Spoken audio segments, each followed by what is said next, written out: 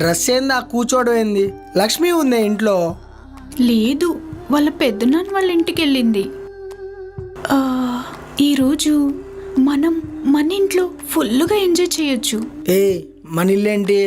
నీ ఇల్లైతే అది నా ఇల్లే కదా సంజు. ఓ ఇప్పుడు అర్థమైంది. నువ్వు చేసే ఈ డ్రామా ఆపాలంటే నీకు ఎంత అమౌంట్ కావాలి? ఏం సార్, నీ పెళ్ళామేమో మహారాణిలా ఉండాలి, నీ గర్ల్ ఫ్రెండ్ని చిల్లరేస్తావా?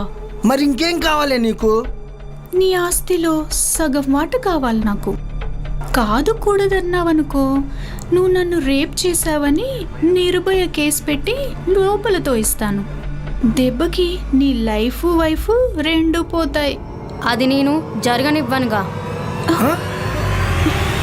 మీ ఇద్దరి మధ్యలో ఎఫ్ఐఆర్ ఉందని నాకు ఎప్పటి నుంచో తెలుసు.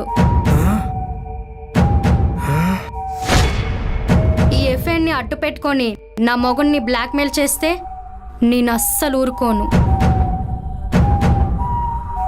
ఓహో, ఇప్పుడు మీ ఇద్దరు టీమ్ అయిపోయారా? అయితే నేను ఇప్పుడే నాంపల్లి పిఎస్కి వెళ్ళి రేప్ కేసు పెట్టేస్తాను. అలా చేస్తే నువ్వే ఇరుక్కుంటావు. ఆ లాకెట్లో వాయిస్ రికార్డర్ ఉంది. నీ బ్లాక్మెయిలింగ్ అంతా రికార్డ్ అయిపోయింది.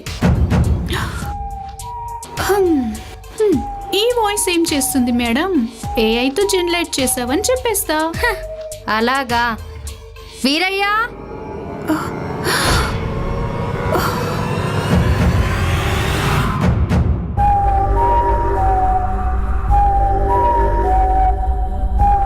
అమ్మగారు 4Kలో వీడియో తీసాను.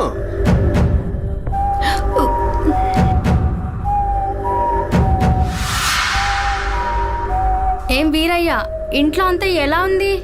అంతా బాగానే ఉందమ్మా. సరే.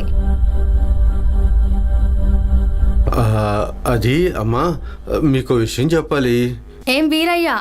నిన్న అర్ధరాత్రి అయ్యగారు కీర్తి మేడం రూమ్లోకి వెళ్ళటం నేను చూశానమ్మా.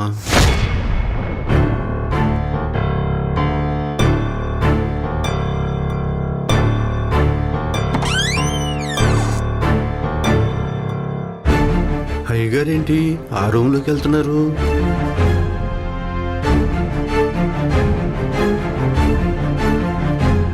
కిటికీ దగ్గర నుంచొని వాళ్ళ మాటలన్నీ విన్నానమ్మా.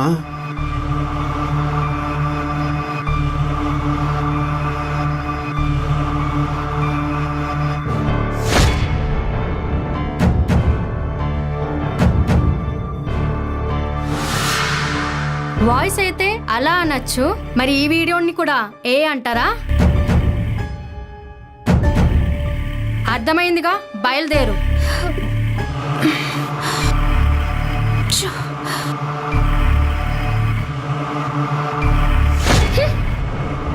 లక్ష్మి, అన్నీ తెలిసి ఎందుకు సేవ్ చేసావు? ఎలా పడితే అలా డిసిషన్ తీసుకోవడానికి నేను చిన్నపిల్లని కాదు, ఇద్దరు బిడ్డల తల్లిని.